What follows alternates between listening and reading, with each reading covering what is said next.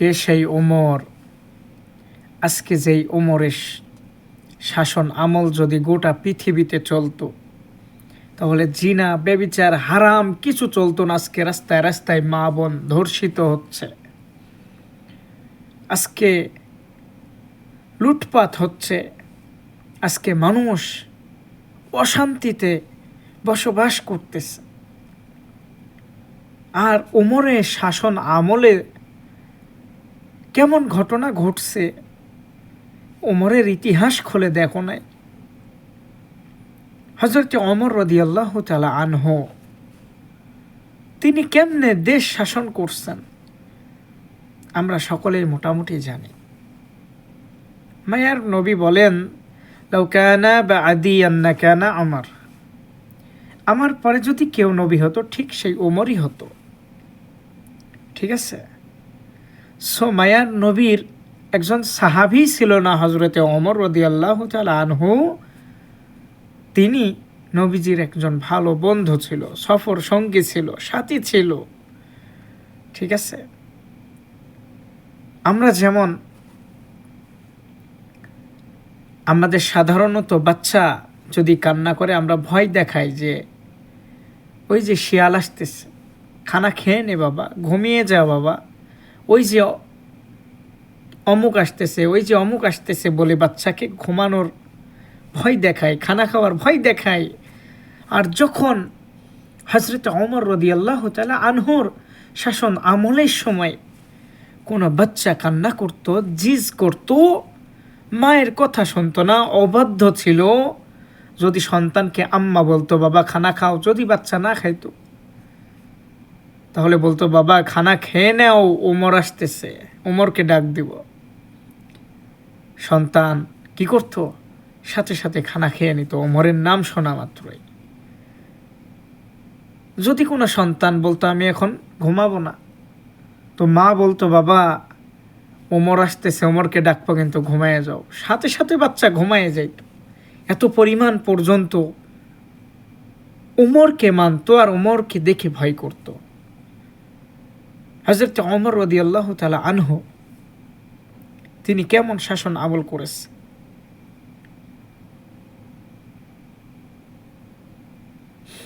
আল্লাহ আমাদের সবাইকে হেফাজত করুন।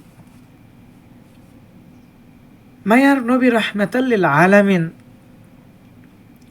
তিনি প্রত্যেকটা সাহাবা একরামদেরকে মহব্বত করতেন, ভালোবাসতেন, সুখ দুঃখের কথা তাদেরকে জানাইতেন।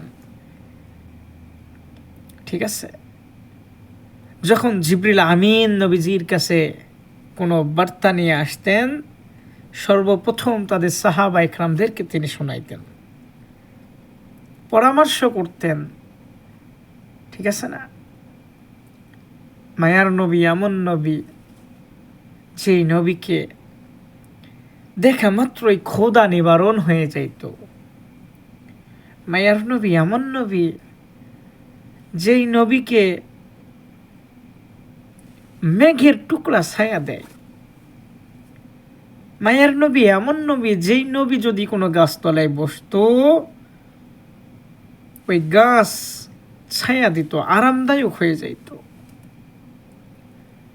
তিনি তো রাহমাতাল লিল আলামিন, ওমা আরসালনাকা ইল্লা রাহমাতাল লিল আলামিন। তিনি গোটা জগতের জন্য রহমত স্বরূপ। আমি আপনি সকলে নবীজির পাগল, আর আমার আল্লাহ স্বয়ং নবীজির পাগল। কথা কি বুঝতে পারছেন? এইরকম একদিন হযরতে ওমর রাদিয়াল্লাহু তাআলা আনহু ছদ্মবেশে তিনি তার রাজ্য ভ্রমণ করতেছে।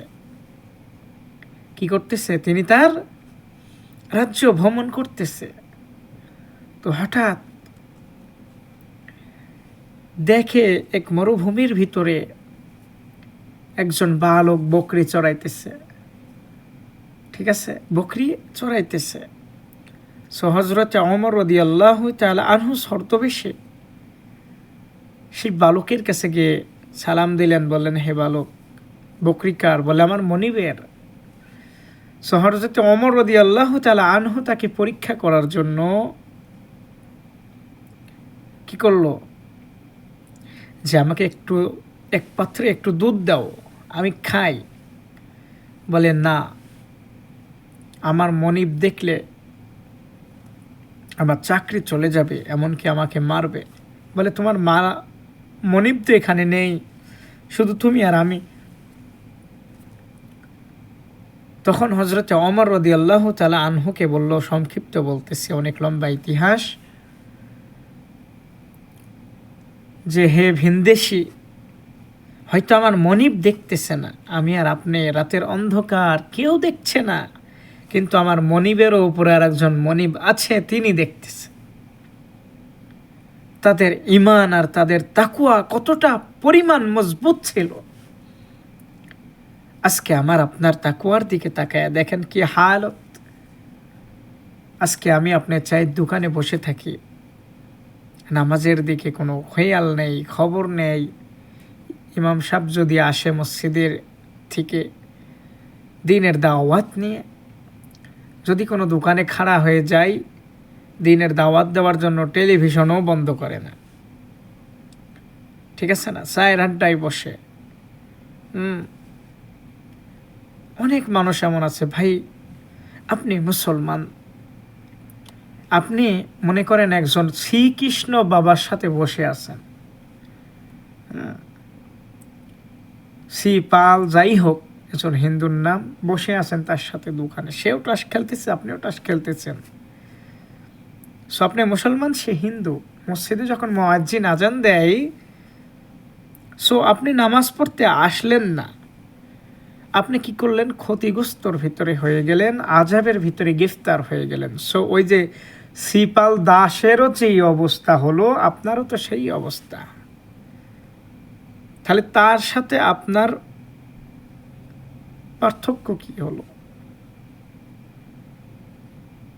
সে তো হিন্দু, সেও বসে আছে, আর আপনি মুসলমান হয়ে মসজিদ আজান হয়ে গেল, আপনি নামাজ পড়তে গেলেন না। তাহলে তো শ্রীদাসের মতন পার্থক্য আপনার হয়ে গেল। কিসের মুসলমান আপনি? মসজিদে আজান হয়ে গেলে আপনার অন্তর কাঁপে না, আপনার দিল কাঁপে না, আপনার মনের ভিতরে একটু মায়া হয় না, আল্লাহর ভয় আপনার ভিতরে ঢোকে না? কিসের মুসলমান আপনি?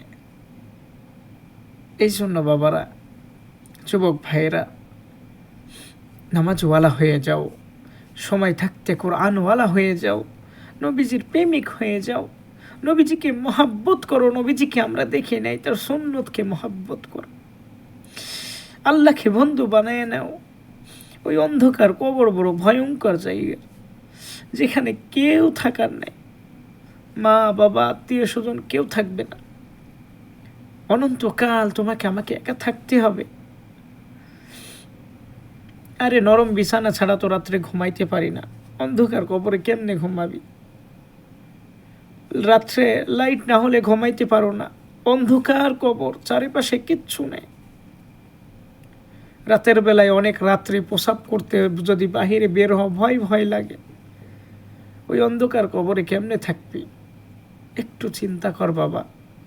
সময় থাকতে নামাজওয়ালা হয়ে যা, সময় থাকতে কোরআনওয়ালা হয়ে যা। নামাজওয়ালার বড় দাম, কোরআনওয়ালার বড় দাম। সময় থাকতে আল্লাহওয়ালা হয়ে যা। ওলামা একরামদের সাথে চল, ওলামা একরামদের বিরোধিতা করিও না। আল্লাহ সবাইকে হেফাজত করুক।